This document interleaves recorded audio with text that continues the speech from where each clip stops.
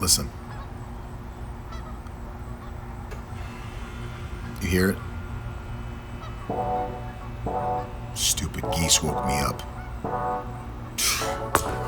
I gotta catch a flight in like an hour, and I'm running behind. I gotta make this flight.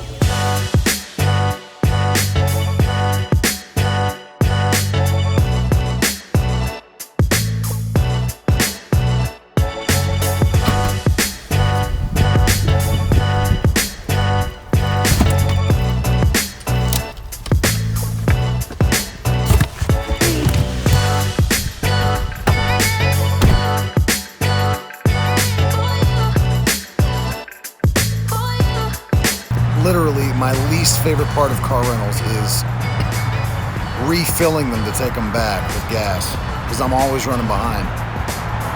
They charge you such a ridiculous price. I had a friend that returned a car, I won't say who, without filling it up with gas. They charged like $100 for gas. So, won't be doing that today. I literally just ate the last of that chocolate. Look at that. Right on the money. You ever seen guys right on the money like that? I would love to go. That is amazing. American requires you to wear a face covering throughout your entire journey with us. Please ensure that it covers both your nose and mouth at all times.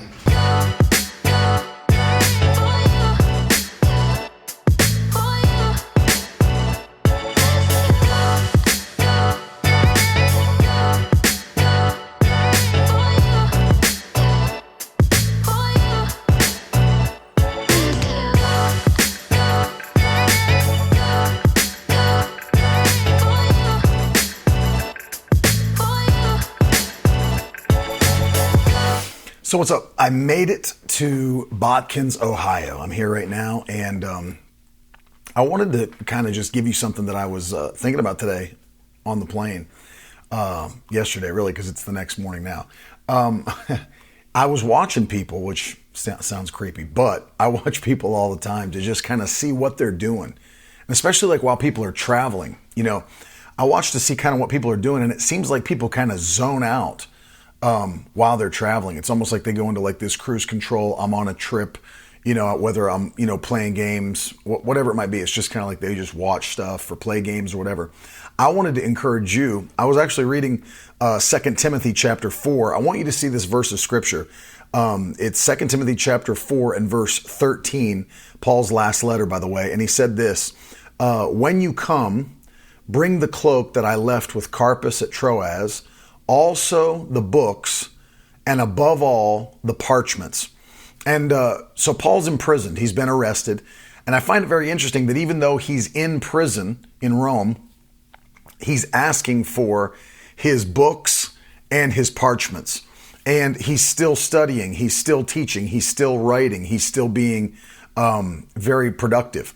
One of the things that you have to do, if you're going to grow, if you're going to excel, don't make this mistake. Be ready for wait times. What do I mean by that? There's going to be times in your life where you have like excess time, downtime, where you could be doing other things. For example, anytime you're on a driving to work, from work, doing mindless chores like around the house, if you've got to clean or vacuum or cook dinner, whatever it might be.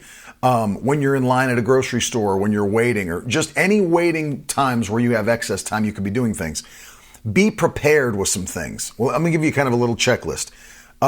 Always have these things ready to go. Do you have audiobooks on your phone? Do you have podcasts downloaded?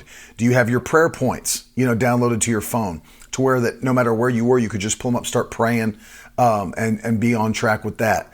Whatever it might be, keep those things ready to go, whether it's a Kindle book, an audio book, a podcast, a video that you've got downloaded, some notes, whether it be your prayer points, whatever it is.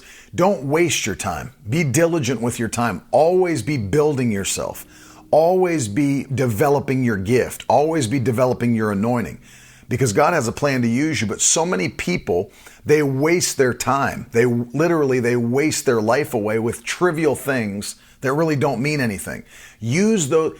Here's what you'll learn.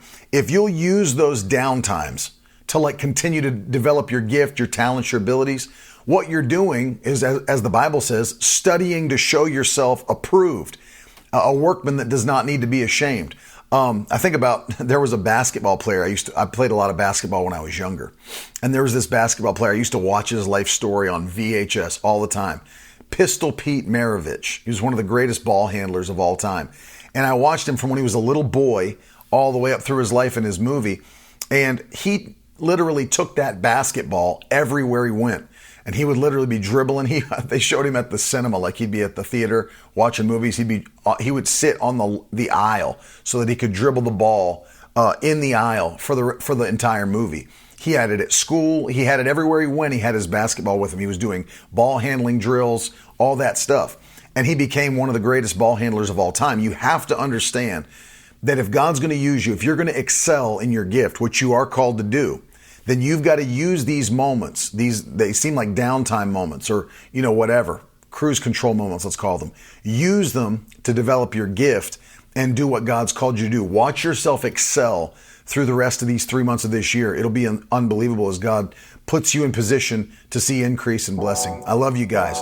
I got meetings all this week in Ohio. And then, of course, next week we're in Fitchburg, Massachusetts. Hope to see you. I love you so much. I'll talk to you soon. Have a great day.